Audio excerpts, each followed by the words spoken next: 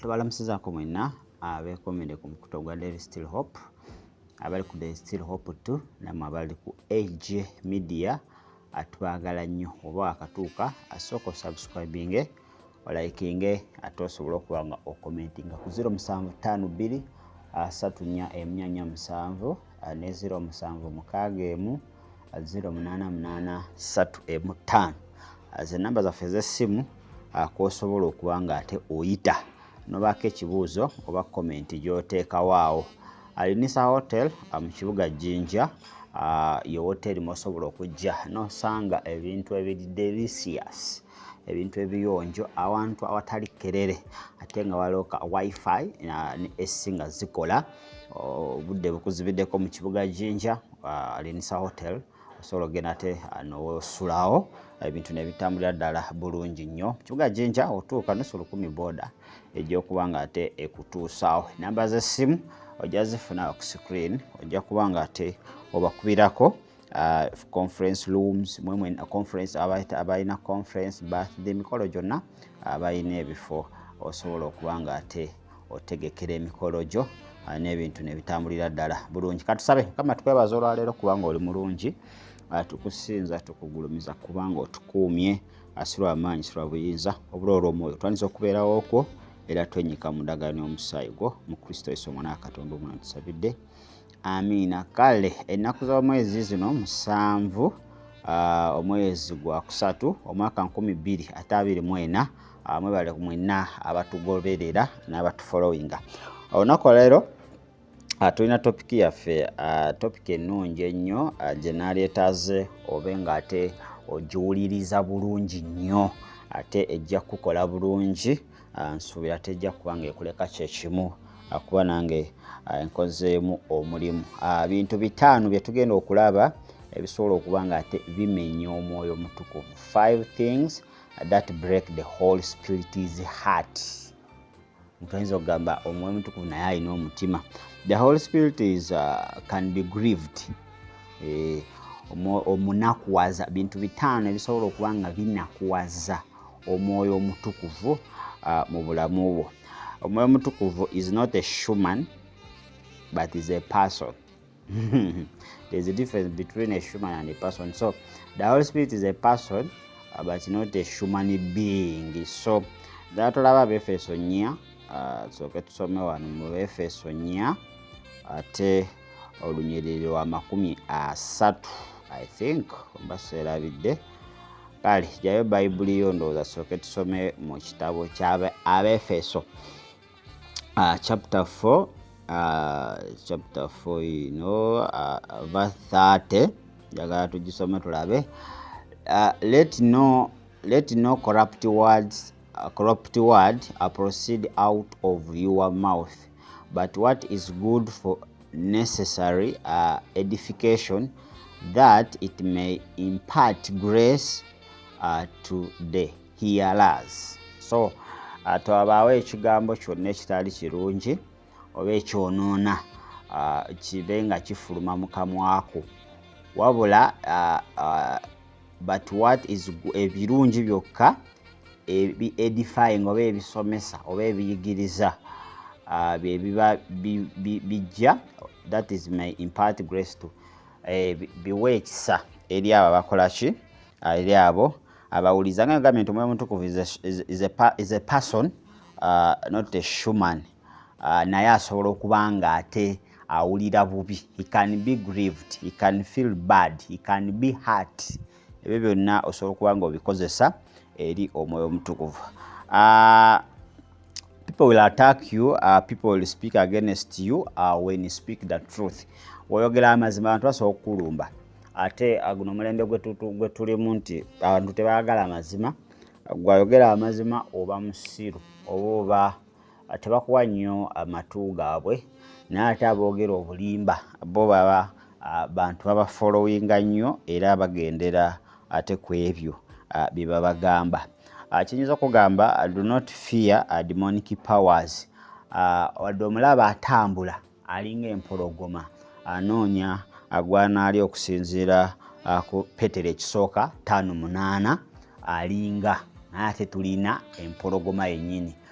gwe Mwoyo Omutukuvu gwe nziza okuba nga nkugambako olunaku olwaleero. Yokaana ekisooka 4 nakyo ojja kisoma kankikuwe nga tetunaba kutandika kulaba ebintu ebyo 5 ebisobola okuba nga ate bikosa oba binyiiza oba binakuwaza nga gwe onooba ng'okitegedde Omwoyo Omutukuvu. Abantu bangi bingi bye tukola Omwoyo Omutukuvu n'anakuwala naye nga ffe tetufaayo. We just go on n'ebyo ebintu nga ffe tulowooza birungi. Abamu babuuza bintu ki ebisobola okuba nga binakuwaza Omwoyo wa Katonda, bintu ki ebisobola okugoba Omwoyo wa Katonda mu muntu. So tugenda okuba nga tubitunula olunaku olwaleero. Yokaana ebbaluwa 4 baluwa esooka 1 John chapter 4 and verse 4 egamba etya, you are of God, little children, and have overcome them, because he who is in you is greater than he who is in the world. We shouldn't fear the enemy because the battle isn't ours. Ako kangenza akongeddeko nti ate tulina okuba nga tutya omulabe kubanga olutalo si lwaffe, olutalo lwawangulwa dda. Mukama waffe Yesu Kristo olutalo yaluwangula ku we yakomererwa egologoosa. Okay, kale, the Holy Spirit is more powerful than any other spirit you may think of. Omwoyo Omutukuvu w'amaanyi nnyo, yasinga amaanyi n'okusinga emyoyo emirala.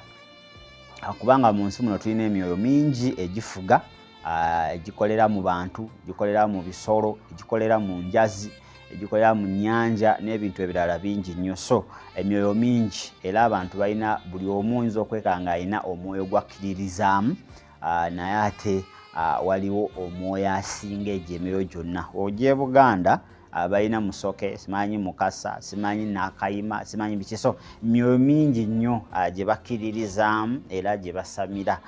Ng'oli kati wetugenda mu Bayindi bo balina Katonda w'abaana, Katonda w'abasajja, Katonda w'abakazi, Katonda w'abamaama, Katonda w'abawuulu. So emyoyo mingi okwetoloola ensi yonna, naye ate omwoyo ogukyasinza okuba n'amaanyi amangi okusinga egyo emyoyo gyonna bamuyita Omwoyo Omutukuvu. So togezangako n'omunakuwaza, never and never okuba nga ate omunakuwaza. Don't be afraid of any person oba any spirit other than the Holy Spirit.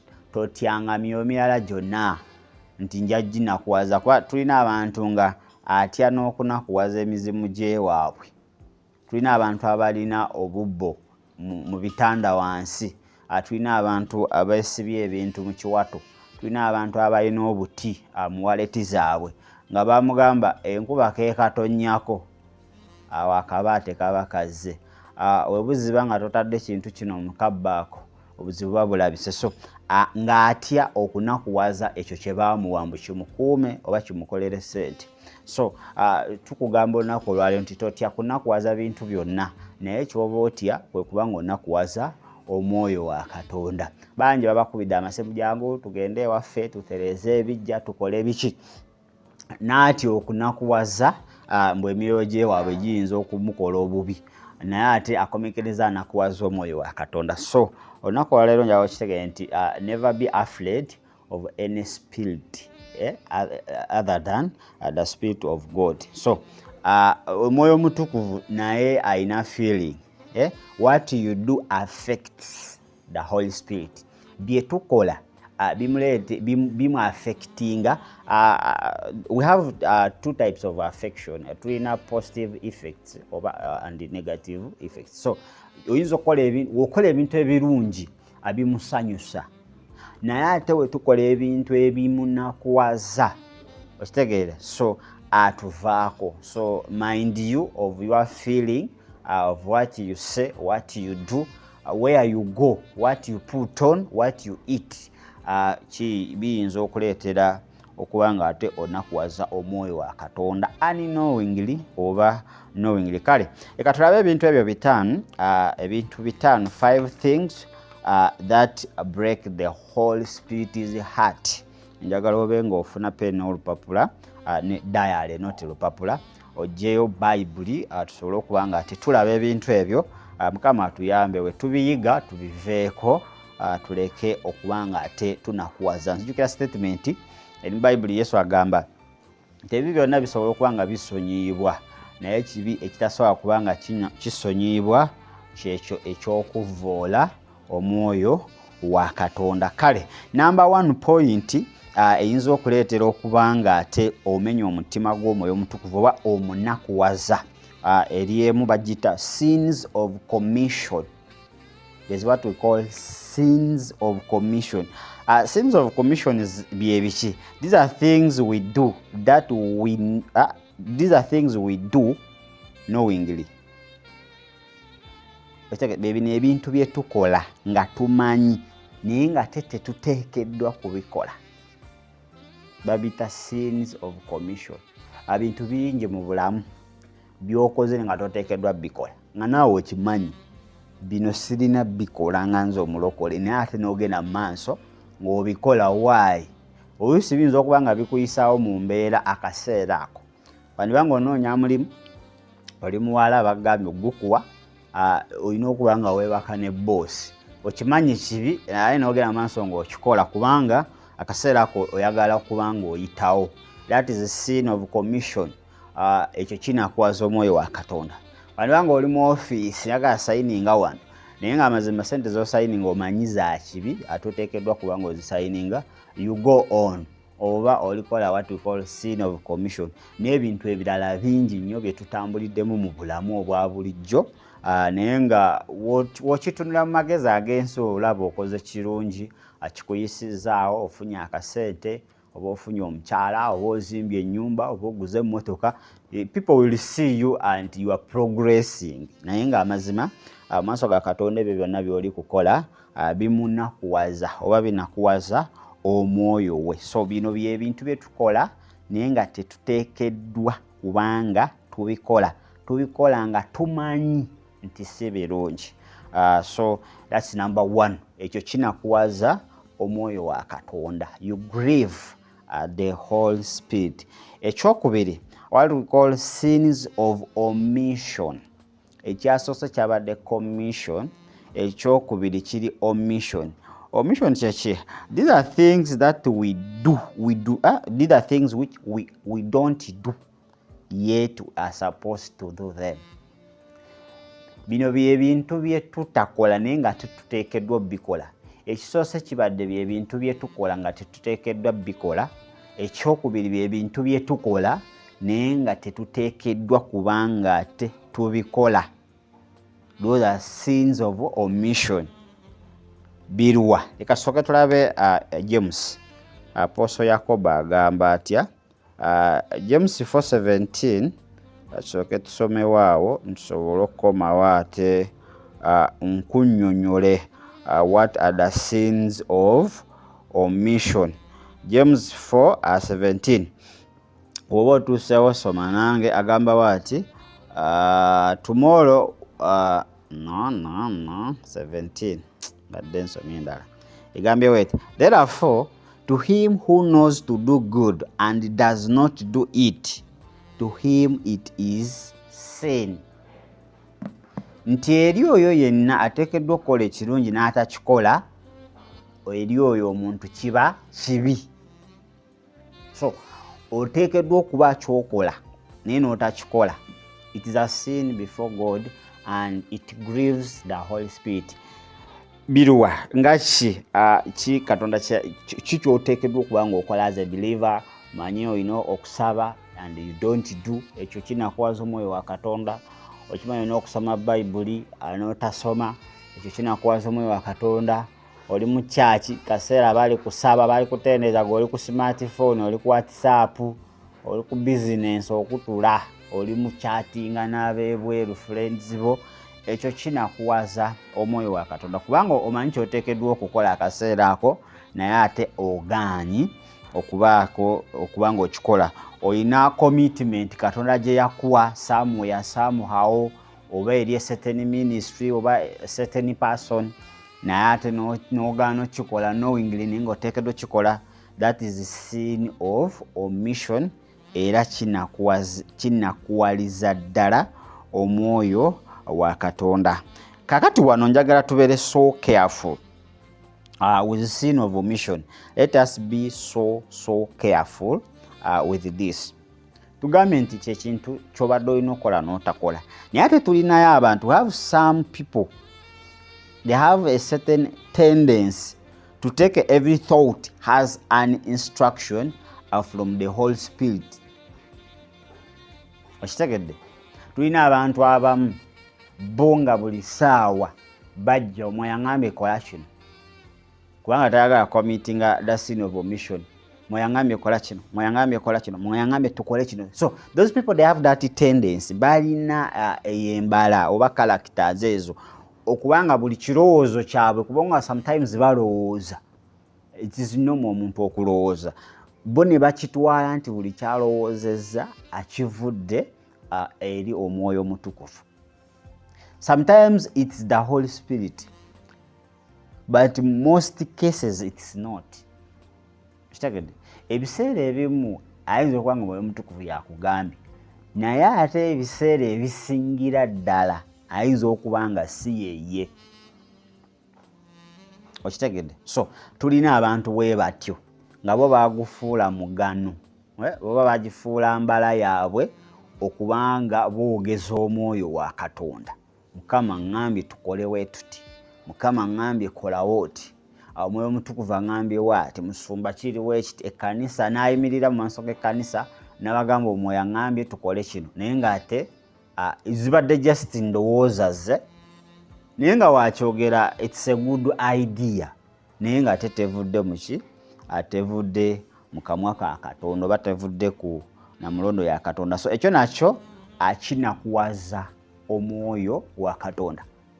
Tugeze oyinza ozuukuka ekiro nga gw'oyagala kusaba, omwoyo nakugamba soma Bayibuli, naye lwakuba nti gwe olina that tendency nti buli wenzuuka nina okusaba, n'ojeema n'odda mu kusaba n'otasoma kigambo. So that is a sin, and it is called a sin of omission. Ekibi nga oteekeddwa okukola ekintu ate n'ota kikola.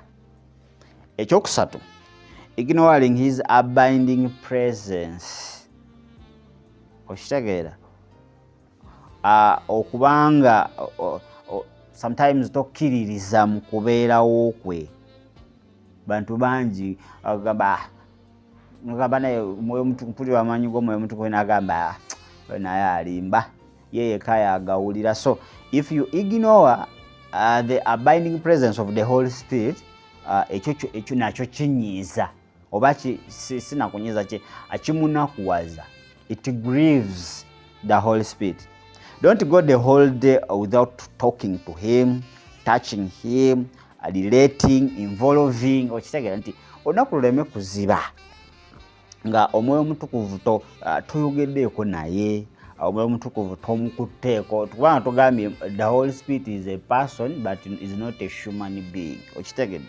Omwoyo Omutukuvu nga tomukutteeko, tomutadde mu bintu byo byogenda okubanga okola. Kubanga olina ku makya obanga onootandika olunaku, olunaku olukomitinga mu maaso ga Katonda, oluwaayo, which means nti okkiriza Omwoyo Omutukuvu okubanga akulembera olunaku olwo n'ebyolina okubanga okola, akusobozesa okubanga akuvuunusa emitego gy'omubi gyonna egyogenda okubanga ate osisinkana.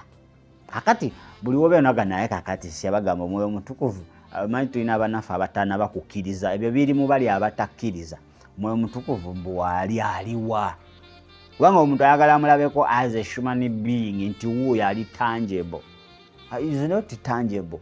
Kati buli woolemererwa to recognize his presence, abiding presence, it grieves him. Kimunakuwaza. Buli woolemererwa okubanga okakasa nti waali mu bulamu bwo, mu famire yo, mu mirimu gy'otambulira, kimunakuwaza. Kubanga you'll end up sinning, ojja kukomekereza ng'omulaba akukubi. Kubanga only his presence resisting the devil. Okubeerawo kwo kwennyini kukukuuma, kuteekako obukuumi n'emitego gy'omulabe Sitaani negitakola ki? Negitakuyiiza. So once you ignore his abiding presence, that is also a sin. Wanga ogenda kukomekereza ng'oyonoonye. Kitegeera? So tulina abantu we batyo nga bakyali bato. We have people who are still immature in the spirit.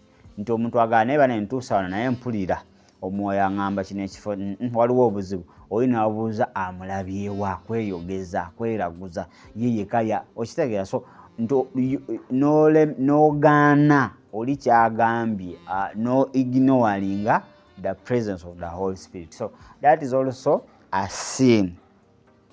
Number 4, tugenda laba what we call division in his body. There's what we call division in his body. Okweyawula mu mubiri gwa Kristo. Njala tusooke tusome. There are times we need to divide. Waliwo akaseera nga twetaaga okwawula. Kubanga tusome Matayo. Matthew chapter 10 verse 34. Tulabe Mukama waffe ekiki yayogera wano.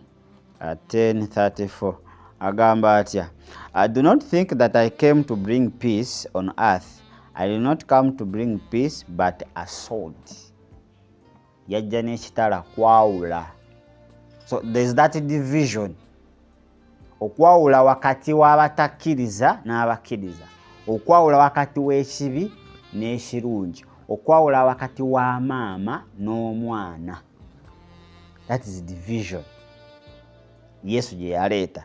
But when you read the book of John chapter 14 verse 6, still Yesu akugamba, I'm the way, the truth and life. No one comes to me, to the Father, excepting ayise mu ye.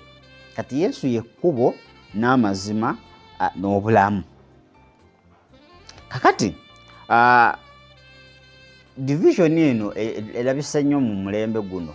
People divide themselves. Kubanga wetubanga fena tukute kubo lyerimu nti Yesu lyekkubo n'amazima n'obulamu. Okitegedde? Naye ate ne tusigala nga tulina obubinja twekutuddemu. Kubanga why do we divide ourselves? One, people divide themselves because of fear. Oyo omusumba agamba onaninako akakuku, onayagala kunzita, onampangira kino, okitegera. That fear can bring division. Ne mu kkanisa mwennyini osanga there is a division. Naye nga ogenda okutracinga where it starts from, nga it is a fear of someone gye yaleeta either ng'ekirooto oba nga ki n'agireeta mu banne, and that caused a division. Ekyokubiri is pride, amalala. You know these pastors n'abaweereza abalala nti Katonda abakoleva gyamututteko ng'amera amalala. Tatuukikako, essimu yo gifuna lutalo, counseling ya kibaasa. So ebintu bingi. So that pastor creates that division. Kubanga wogamba nti abanda baba baasa. There are people who can't afford that. Nga bote basawa ku affordinga baasa kukulaba. There are people who can't afford okuteeramu amafuta mu motoka okugenda ewaabwe. Basaza bagamba omusoma njaga kugenda waffe kunsabi oba okulabako ewaffe agamba amafuta 800. You have a friend yafiirwa.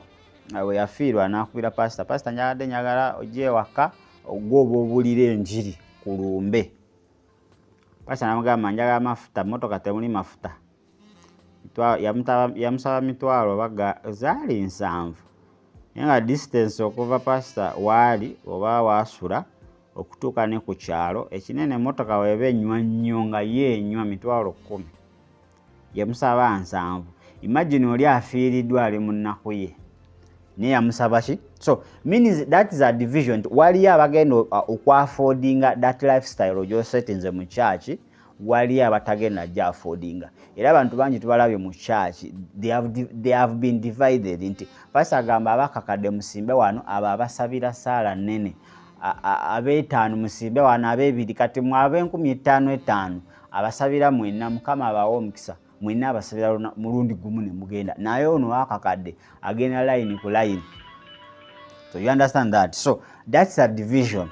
Naye ng'oluusi akireeteddwa what we call amalala, pride. Ekintu ekirala kye tuyinza okulaba nti oluusi immaturity. Kubanga tulaba abantu agamba I don't like this, n'abasumba bennyini obawulira agamba nze omusumba oyo simwagala, omusumba oli simwagala, oyo ekkanisa yantama, okitegeera. So ekyo kyonna, if you find such a person ayogera waatyo, kitegeeza that person is still immature. Ogamba nti omusumba yantama. Omusumba aba teyakutama wabula ekiri mu ye kiba kitali kiki kitali kirungi. So ne tucreating a division among ourselves. So bwe creating a division ekyo kinakuwaza omwoyo wa Katonda. Bwe tutambulira mu malala, bwe tutambulira mu kutya, ekyo kinakuwaza kinakuwaza omwoyo wa Katonda. Nagambye only those who are immature, abo abakyali abato mu mwoyo, be bagamba nti I don't like that, I don't like so and so. Kakati njagala okitegeere nti true brothers and sisters, nti mu Kristo abooluganda abaddala, abakazi oba abasajja abaddala mu Kristo Yesu abanywedde, you want it or not, at a certain point they will upset you. They will upset us sometimes. True brothers and sisters in Christ, at a certain point they will upset us sometimes. We shall disagree at a certain time. Tujja funako obutakkaanya akaseera akamu, tuyinza okunyizaganya, okitegeera. We can offend one another, nyinza okwesittaza, okitegedde, at certain times. But if we give that disagreement or offense and other things to rule us, then we grieve the Holy Spirit. Kitegeeza nti wetukkiriza bino nti at a certain point osobola okunyiza, osobola okuncankanya, osobola okunesitaza, naye ate wetukkiriza ebyo ne bifuga mu ffe nti buli ssaawa tetukwatagana, buli ssaawa kiri kibaawo kyalo omuntu walisobola okubaawo issue ne tutakwatagana, naye ate ne tumala ne tukola ki, ne tugisolovinga ne kivaawo ne tusigala nga tutambula mu maaso. Naye ate ekyo wekisigala nga kyekifuga emitima gyaffe okubanga tetukwatagana, okubanga wanneesitalako banakwesitalako, okubanga I'm upset or you are upset of me. Kitegeeza ekyo wetukireka ne kisigala mu ffe ne kibanga kifuga, which means nti Omwoyo Omutukuvu tuba tumunakuwaliza ddala.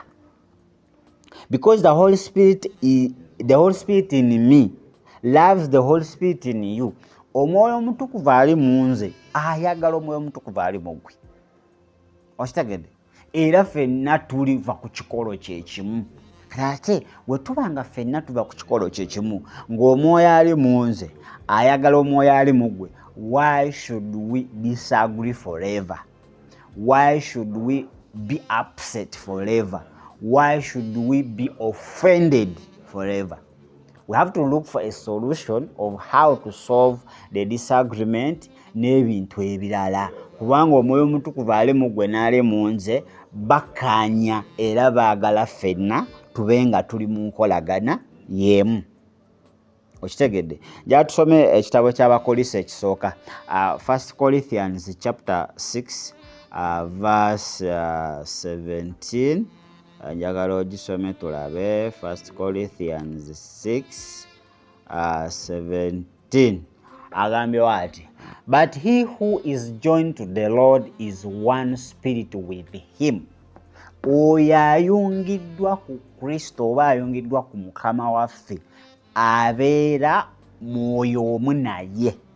Kakati wetubanga ffenna tuyungiddwa ku Kristo, igwe nange n'abalala oba n'abasumba abalala abatakwatagana, abakola ki, abalina enjawukana mu nsonga ezimu oba endala, wetubanga ffenna tuyungiddwa ku mwoyo omu nga ye wa Kristo Yesu, ye ayogera ate wetubanga tetulina butakkaanya, ayogera ate wetubanga tetukwatagana, ayogera ate wetubanga nga buli omu yesitaza munne.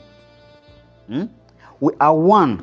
When we fight one another, we disagree with one another, we become bitter with one another. Akitegeeza, we grieve the Holy Spirit. Omwoyo Omutukuvu tuba tumunakuwazizza.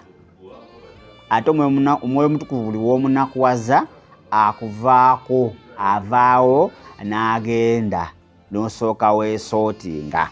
Kakati ekisembayo namba 5 kye tuyita lack of faith, obutaba na kukkiriza. ojja kusoma Abebulaniya 11:6 egamba awatali kukkiriza ate tusobola kubanga ate tusanyusa Katonda. Leka tusomeyo ate tulabe Hebrews chapter 11 and verse 6. What does it say? Remember, wait. But without faith it is impossible to please him. For he who comes to God must believe that he is, and that he is a rewarder of those who diligently seek him. Kitegedde. Awatali kukkiriza kiba kizibu nnyo okubanga ate osanyusa Katonda n'okujja eri Katonda, kuba abajja gy'ali balina okukkiriza nti yakola ki, ya rewarding, yasasula era eri abo abanyiikira okubanga bakola ki, okunyiikira okubanga ate bamunoonya. Faith. What's the opposite of faith? Obutakkiriza. So buli we tukkiriza okubanga muffe tulakinga faith, we live in fear. Kitegedde. Once we lack faith, it means we are going to live in a life of fear. And once we live in the life of fear, we grieve the Holy Spirit. Obadde tokimanyi. Bwe tubeera mu bulamu obw'okutya, Omwoyo Omutukuvu tumunakuwaza. Kubanga ffe tatuwangako omwoyo wa kutya. Era mu kutya tetusobola musanyusa. Buli kintu kyonna ky'okoledde mu kutya, manya tekisanyusa Katonda. Era wakolera bwereere. Buli kintu kyonna ky'oli ku pulaninga okukolera mu kutya, totawaana, teri mpeera, era Katonda togenda kubanga omusanyusa. Oba ina kyagamba oba nkikole, oba sikikola, oba muwe, oba simuwa, oba musonyiwe, oba simusonyiwa, totawaana. First sit, sort yourself, reorganize yourself, then move on.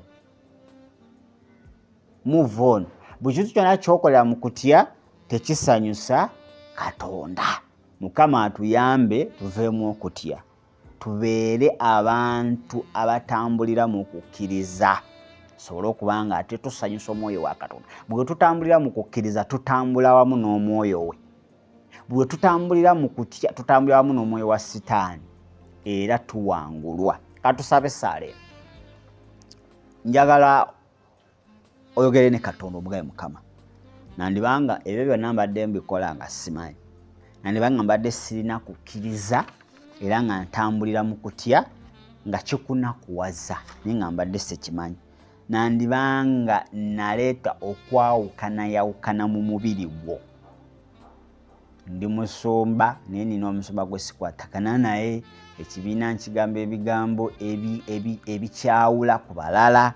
Mukama otuyambe. Nandibanga nze bukyambeerawo sikkiririzanga mu kubeerawo okwo, era I have never felt your presence. Kati ng'ekyo kindeetera okuba nga mpakana n'abantu abagamba nti wooli mu kifo kino. Nandibanga mbadde nkola by'otayagala.